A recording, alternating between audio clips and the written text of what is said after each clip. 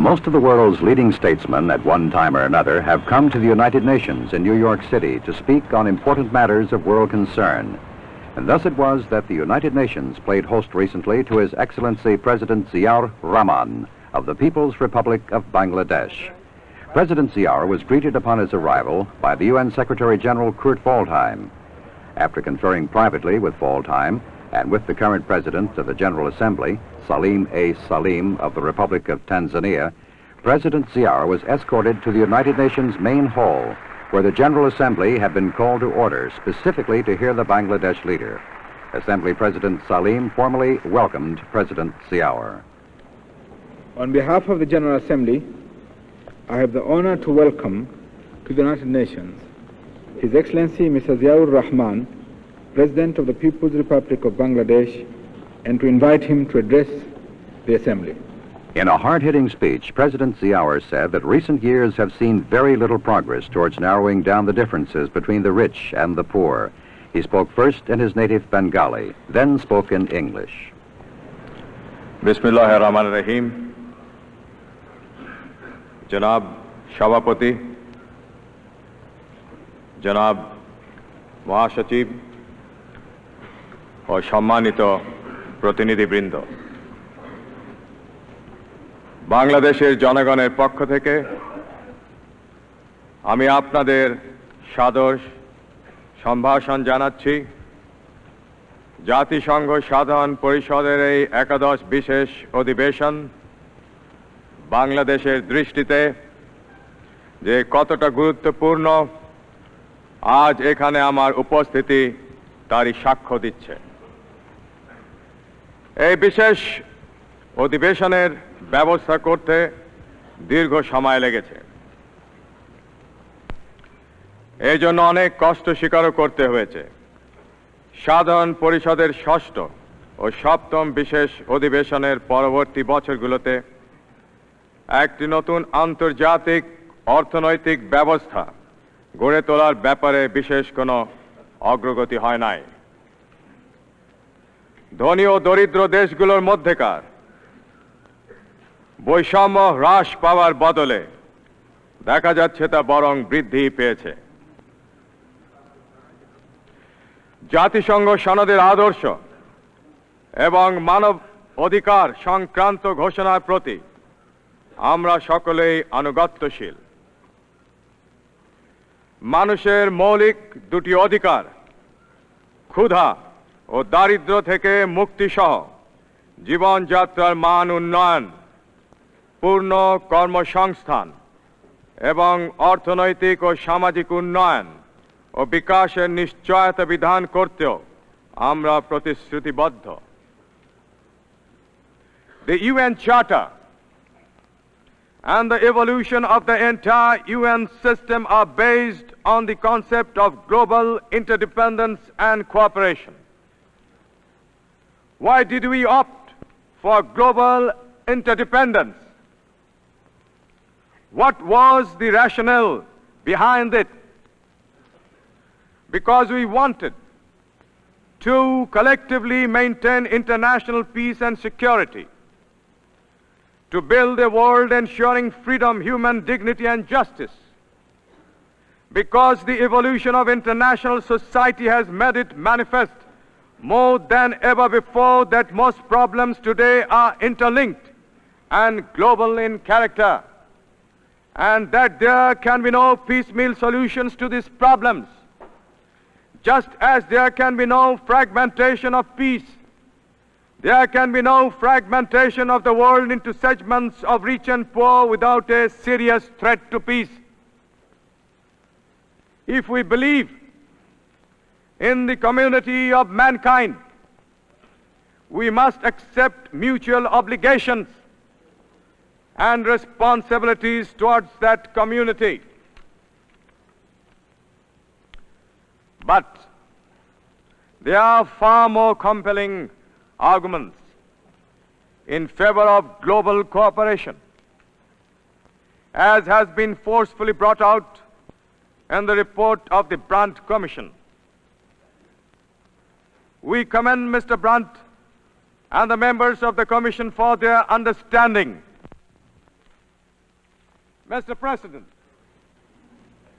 the deteriorating international situation due to foreign military intervention in the regions, far and near, is totally incompatible with the objectives of the new international economic order.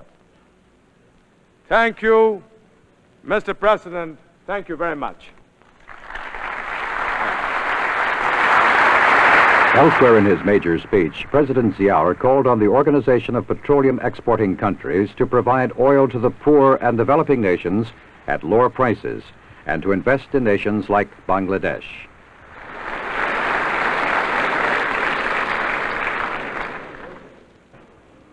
Following his address, President Ziaur proceeded to the West Foyer of the United Nations building, there to greet and chat with the heads of delegations to the UN. President Ziaur later was the honored guest at a luncheon hosted by Secretary General Waldheim. There remained one more major event on President Ziaur's UN schedule, a speech to a closed meeting of the Group of 77. Formed 15 years ago, the Group of 77 now numbers more than 100 developing nations, including the 30 least developed countries, as well as the OPEC nations.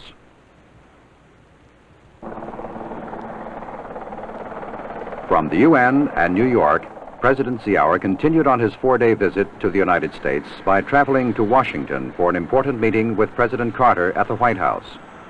President Ziaur flew from New York to Andrews Air Force Base outside of Washington, then boarded this helicopter to fly from the airport to the Washington Monument Grounds not far from the White House.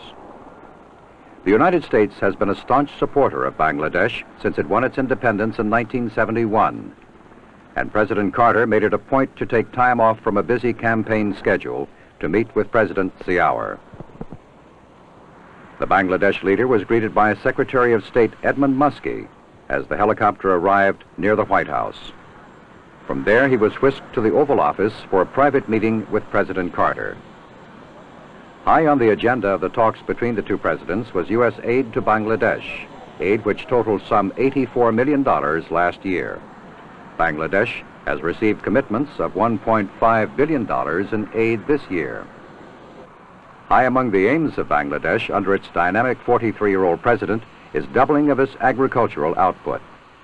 Our land has the capacity, but it is badly organized, President Ziaur told newsmen in Washington. Bangladesh, with 80 million people crowded into a small area, is embarking on a new 5-year plan with emphasis on agriculture. During the meeting in the Oval Office, President Carter expressed his admiration for economic and political progress in Bangladesh under President Ziaur, while Ziaur thanked Mr. Carter for U.S. economic cooperation with his nation. President Carter also reiterated the theme expressed by President Ziaur in his UN speech, namely that major oil exporting nations should invest some of their wealth to create jobs for Bangladesh. President Ziaur told President Carter that he has invited foreign ministers of OPEC nations to a discussion on that very subject. On another important matter discussed by the two presidents, a White House statement said both chief executives called for the immediate withdrawal of all foreign troops from Afghanistan and Kampuchea. Both presidents noted with satisfaction the excellent state of relations between the two countries, the statement said, and agreed to work to further improve the friendship and understanding which already exist. Their friendship was evident in statements by the presidents to newsmen after their meeting. It's a great pleasure for me this afternoon to welcome to the White House and to our nation President Zia, the very fine leader of Bangladesh. Since their War of Independence in 1971, tremendous progress has been made under his leadership and with the courage and determination of the people of his great country. With a population of about 90 million and with tremendous opportunities for economic improvement, President Zia has been in the forefront of making the lives of the Bangladesh citizens better each year. The world suffered along with Bangladesh in recent years because of extreme hunger and deprivation among the citizens there.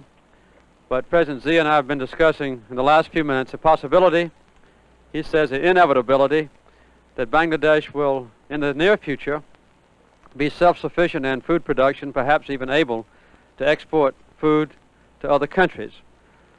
We also had a chance to discuss the advantages of democratization of the Bangladesh political system. The open and free election process, which resulted in the election of President Zia, has been an inspiration to the world. Also, we have been very grateful at the leadership that President Zia has played personally, not only among the Muslim nation and the community there, but indeed throughout the entire world community. As a member of the United Nations Security Council, Bangladesh played a very important and statesmanlike role during the difficult months just past. We are deeply grateful that President Zia has come here. We observe with great interest his statement to the United Nations General Assembly, where he called upon the OPEC nations to provide oil to the poor and developing countries of the world at lower prices, and also encourage the OPEC nations with that tremendous influx of capital to invest in the developing nations like Bangladesh to provide a better life and employment for the people there. President Zia, we are delighted to have you with us.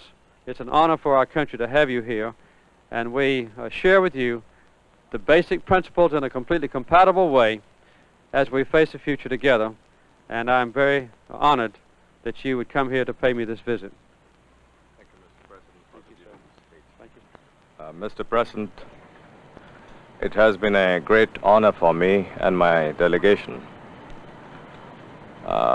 to have the opportunity to meet you at a time when you are so very busy for the election and you have so much of work at hand. Mr. President, let me tell you that how grateful the people of our country are to the people of your great country for the moral support that was rendered to us. In fact, support in all possible manner. Those were rendered to us during our War of Independence in 1971, and the massive economic aid that we received from you, from your great country. Thereafter, to meet the many necessities which otherwise would have, if not met, would have created tremendous problem for us. We are very grateful indeed, Mr. President, for your special interest for the development, the economic development in Bangladesh, for which during your period we have received fullest support, and especially in the food sector, the support that you have given us. I can assure you that our people are grateful to the American people and to you, Mr. President. And the short meeting that we had a few minutes ago, we had discussed all possible aspects of our relationship, and we discussed some of the important problems facing the world, both economic and political. And I must say how happy I am that in these cases our views are identical. Mr. President, the important role that your great country has played, the people of the United States and yourself, to uphold the Charter of the United Nations for maintenance of peace and stability in the world is something that we praise you for. And especially your value that you attach to the question of human rights and human dignity is something that we, all of us, the whole world could be proud of. Mr. President, I wish you success. I wish the American people success and strides in the future. Thank you very much. Thank you, Mr. President. It's been an honor to be with you. Thank